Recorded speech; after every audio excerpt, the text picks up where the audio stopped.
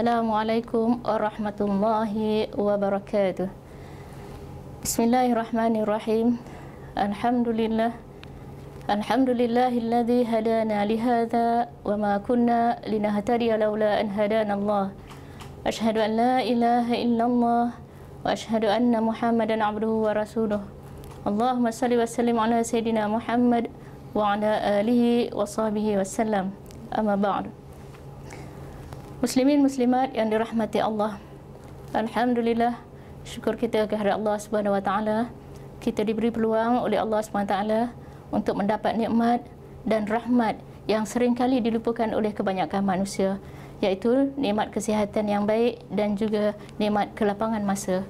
Alhamdulillah, dengan masa yang kita ada, kita diberi peluang oleh Allah Subhanahu wa taala untuk menerima kehadiran Ramadan yang penuh keberkatan ini, dan juga dengan kesihatan yang baik serta kesempatan hayat yang diberikan oleh Allah Subhanahu wa taala ini membolehkan kita menjalani ibadah Ramadan dengan sebaiknya, insya-Allah.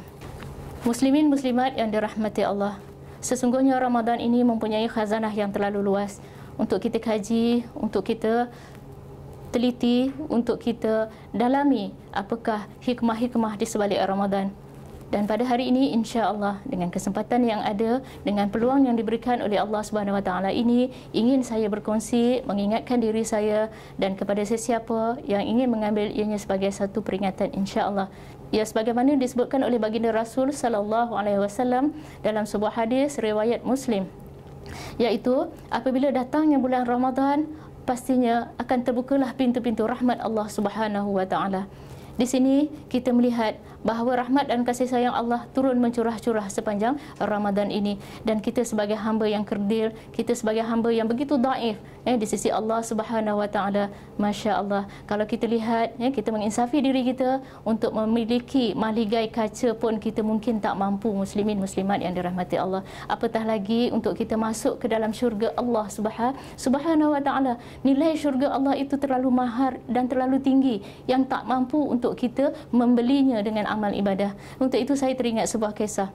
Bagaimana dalam satu riwayat disebutkan bagaimana seorang abid, abid ini adalah merupakan seorang ahli ibadah yang telah pun menjalani ibadah selama 400 tahun tanpa maksiat.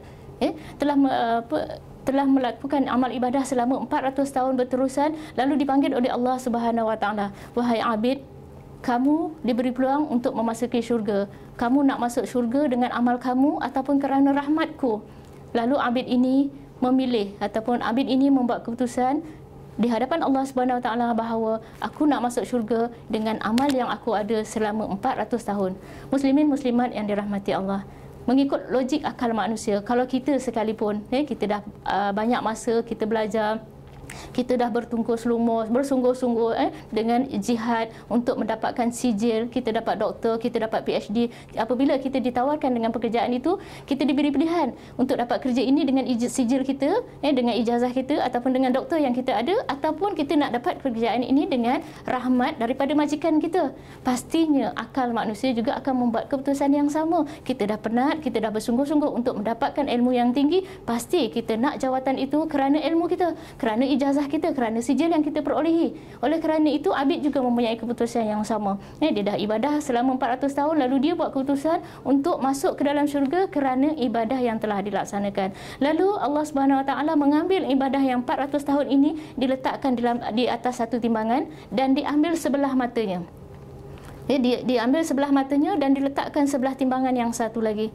Lalu apabila dua-dua ini diletakkan di atas timbangan, maka terlihatlah bahawa keberatan, maka terserahlah sebelah mata itu rupa-rupanya timbangannya itu lebih berat daripada amal selama 400 tahun. Di sini, tuan-tuan dan puan-puan, muslimin muslimat yang dirahmati Allah, kita melihat bahawa rahmat Allah itu terlalu besar, bahawa apa yang kita buat ini terlalu sedikit untuk dibandingkan dengan apa yang telah Allah berikan kepada kita sebagai manusia. Di sini kita melihat kasih sayang Allah. Subhanallah, terutama dalam bulan Ramadan ini, kita selalu berdoa, kita selalu meminta kepada Allah Subhanahu wa taala, "Ilahi, lastu lil firdausi ahla wala aqwa 'alan naril jahim." Ya Allah, sesungguhnya aku tidak mampu untuk memasuki syurga Firdausmu, ya Allah.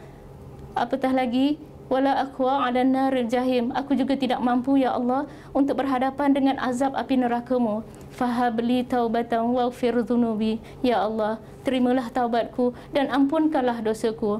Fa innaka ghafirudz dzambil azim. Sesungguhnya Engkaulah yang Maha Pengampun lagi Maha Menyayang. Ya Allah, di sini kita melihat keampunan Allah itu terlalu besar harganya untuk kita sebagai seorang hamba. Dan di sinilah dalam bulan Ramadan ini kasih sayang Allah begitu terserlah, di mana dalam hadis baginda Rasul sallallahu alaihi wasallam menjelaskan bahawa man qama ramadana imanan wa ihtisaban ghufira lahu ma taqaddama min dzambihi.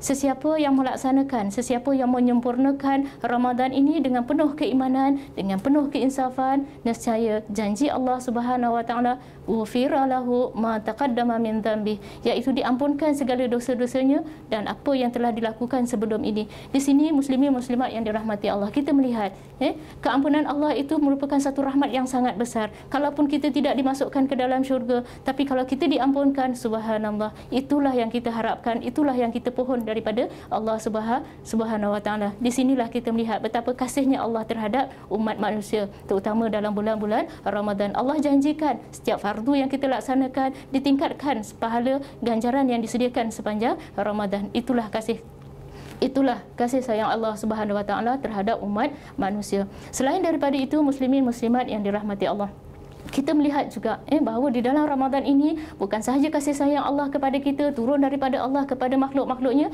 tetapi Allah menggunakan Ramadan ini merupakan satu bulan kasih sayang untuk kita memupuk kasih sayang kita sesama manusia, terutama sekali dalam ahli keluarga kita. Muslimin muslimat yang dirahmati Allah, kalau kita lihat maknanya 11 bulan yang lalu di luar waktu Ramadan, kita tidak dapat melihat di mana titik pertemuan kita dalam keluarga, ataupun di mana titik pertemuan kita sesama ahli keluarga. Apabila anak-anak pulang dari sekolah, ibu ayah masih lagi di pejabat.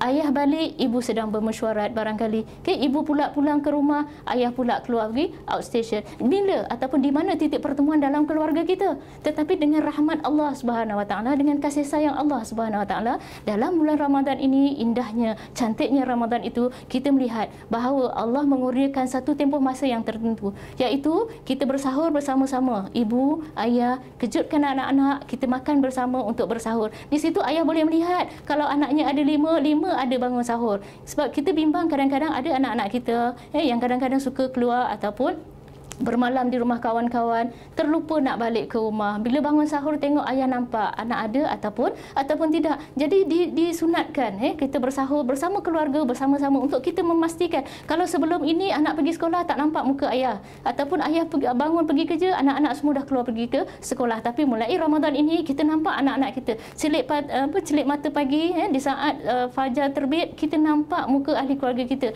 Anak-anak lihat muka ibu, anak-anak lihat muka ayah, ayah ibu juga melihat wajah anak-anak yang ada di dalam rumah kita. Begitu juga apabila berbuka puasa, kalau sebelum ini mungkin anak-anaknya balik, kalau mungkin sebelum ini anak-anak makan apabila balik sekolah, mungkin pukul 1, pukul 2 ataupun pukul 3, ibu dan ayah juga makan di luar. Tetapi bila Ramadan datang, waktu berbuka adalah sama, serentak. Ibu dan ayah makan pada masa yang sama. Begitu juga anak-anak. Mereka berkumpul di dalam rumah untuk sama-sama berbuka puasa. Masya Allah, kalau kita dapat hayati keadaan ini, betapa indahnya keluarga kita. Di sinilah kita dapat memupuk hubungan kasih sayang antara kita sesama ahli keluarga.